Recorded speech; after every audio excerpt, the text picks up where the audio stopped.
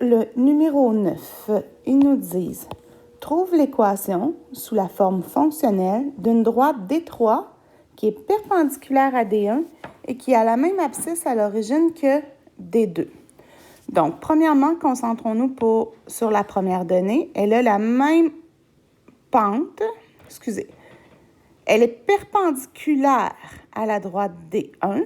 Donc, on sait que des droites perpendiculaires, leurs pentes sont inverses et opposées.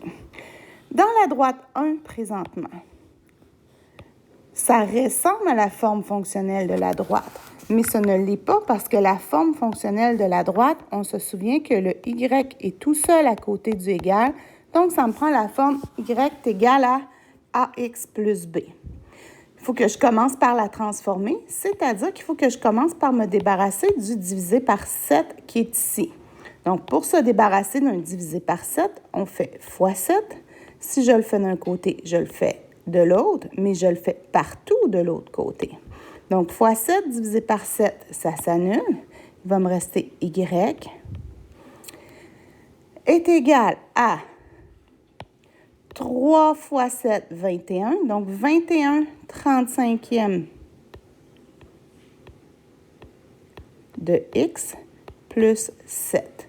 Donc, je sais ici que la pente, ce qui multiplie le x, qui est devant le x, c'est 21 35e.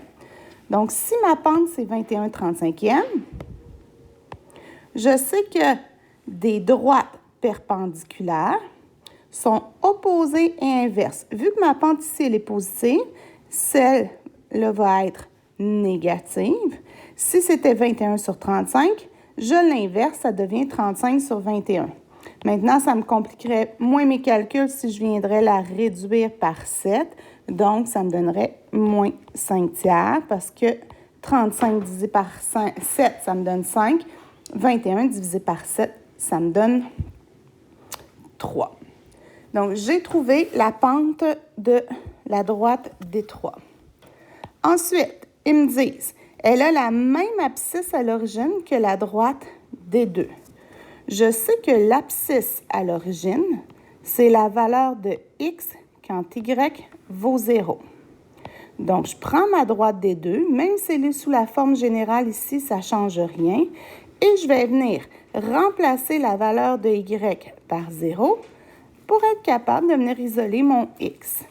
Donc, je vais me retrouver avec, ici, j'ai pris mon équation, j'ai remplacé le x par 0. 7 fois 0, ça donne 0. Donc, il me reste 3x moins 24 est égal à 0. Pour avoir le x, il faut que je commence par avoir la valeur de 3x. Donc, je vais me débarrasser du moins 24 en faisant plus 24. Je le fais d'un côté, je le fais de l'autre. Il va me rester quoi? Il va me rester 3x égal à 24. Et là, pour avoir mon x, j'ai divisé par 3. Si je le fais d'un côté, je le fais de l'autre. 24 divisé par 3, ça me donne 8. Donc, je sais que l'abscisse à l'origine, c'est le point 8, 0. Qu'est-ce qu'il me reste? Il me reste à venir trouver l'équation de la droite 3. Donc, je sais que sous la forme fonctionnelle, l'équation, ça va être y égale à ax plus b. Je connais déjà son a, sa pente. On a trouvé que c'était moins 5 tiers. Donc ici, j'ai remplacé le a par moins 5 tiers. Pour trouver le b, qui est l'ordonnée à l'origine, il faut que je remplace les coordonnées de x et y par les coordonnées d'un point. Le seul point que je connais, c'est l'abscisse à l'origine, qui est le point 8, 0. Donc, quand x vaut 8, y vaut 0. Donc, j'ai remplacé mon y par 0, mon x par 8. Je viens faire ma multiplication. Moins 5 tiers fois 8, ça me donne moins 40 tiers. Si je veux avoir le b, il faut que je me débarrasse du moins 40 tiers en faisant plus 40 tiers. Je le fais d'un côté, je le fais de l'autre. J'ai trouvé que le b, c'est 40 tiers. Donc, il me reste à trouver l'équation de ma droite. Donc, y est égal à moins 5 tiers de x plus 40 tiers. Et voilà, j'ai trouvé ma réponse. Pour le numéro 10, on nous dit « Quelle conclusion peux-tu émettre sur les pentes et les ordonnées à l'origine des droites? » Donc, on a de l'information sur la droite 1, sur la droite 2, sur la droite 3. Moi, je sais que pour avoir des renseignements sur les pentes et les ordonnées à l'origine, j'ai absolument besoin de la forme fonctionnelle de la droite, c'est-à-dire la forme y est égale à ax plus b, parce que le a et le b me donnent la pente et l'ordonnée à l'origine. Donc, je vais venir trouver la forme fonctionnelle de la droite 1, de la droite 2, de la droite 3. La droite 1, on me donne l'équation sous la forme générale. Donc, qu'est-ce que j'ai à faire? C'est de prendre ma forme générale puis de venir la transformer en forme fonctionnelle. Donc, je veux passer de général à fonctionnel. Donc, on se souvient que pour mettre en forme fonctionnelle, il faut que j'isole le y. Donc, je vais commencer par isoler le moins y. Je vais me débarrasser du moins 2x en faisant plus 2x. Je le fais d'un bord, je le fais de l'autre. Le moins 3 en faisant plus 3, je le fais d'un bord, je le fais de l'autre. Ça me revient à moins y est égal à 2x plus 3. Moi, ce que je veux, c'est pas moins y, c'est y. Donc, il faut que je me débarrasse du moins 1 qui est devant en divisant par moins 1. Je le fais d'un bord, je le fais de l'autre. Donc, y est égal à moins 2x moins 3. Donc, je vais venir écrire ça ici, la forme fonctionnelle de cette droite-là. Y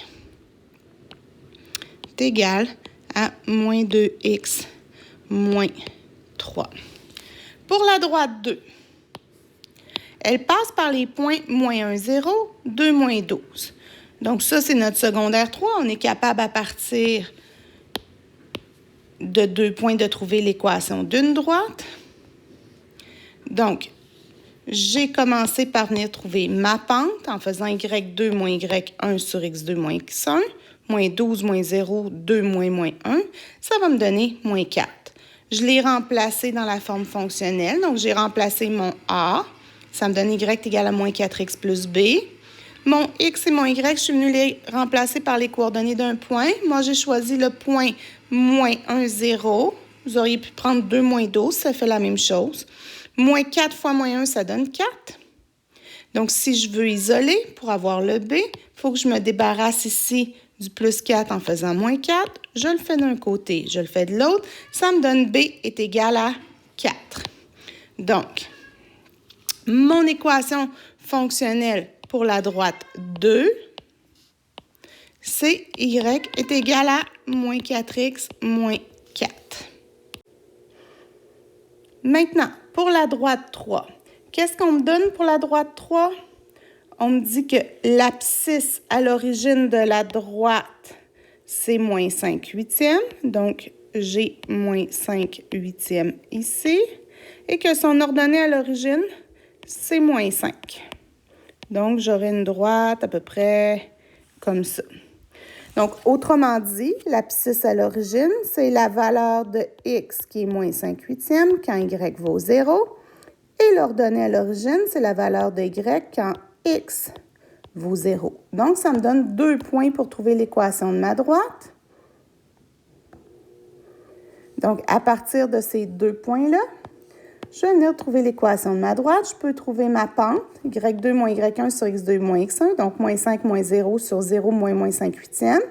Je me retrouve avec moins 5 divisé en 5 huitièmes, qui me donne moins 8.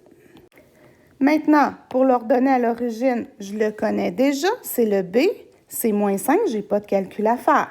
Donc, l'équation de ma droite, pour la troisième, c'est y3 est égal à moins 8x moins 5.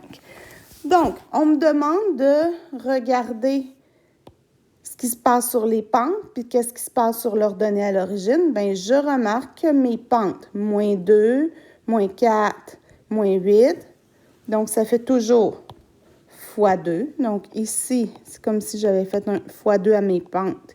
Ici, 1 fois 2. Et qu'est-ce que je remarque à mes ordonnées à l'origine? Moins 3, moins 4, moins 5.